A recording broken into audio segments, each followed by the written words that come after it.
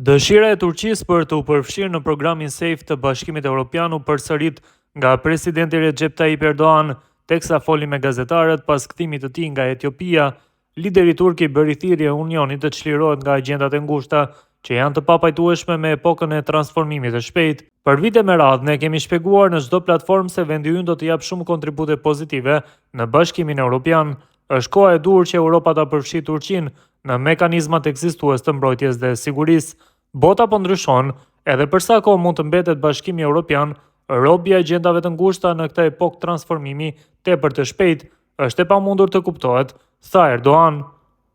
Erdogan u bë me i drejt për drejt në vijim, teksa theksoi se mundësia më e mirë është që të hiqen pengesat ideologjike për integrimin e Turqisë në Europë dhe të forcohet fuqia e BE-s.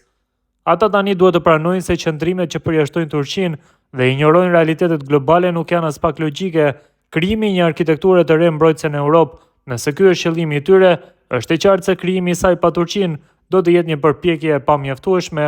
Ushtria turke është sot një nga ushtritë më të mëdha dhe më efektive në NATO. Ne kemi besimin të plotë te ushtria jonë. Falë kësaj ne jemi një vend që jo vetëm flet në tryezën e negociatave, por edhe demonstron aftësitë e tij në terren, nënvizoi presidenti turk. Erdogan u kujdes po ashtu të thoshte se shpreson që të gjithë tani e kanë kuptuar se pa Turqinë Europa nuk mund të ndërtojë një ekuacion të fortë sigurie.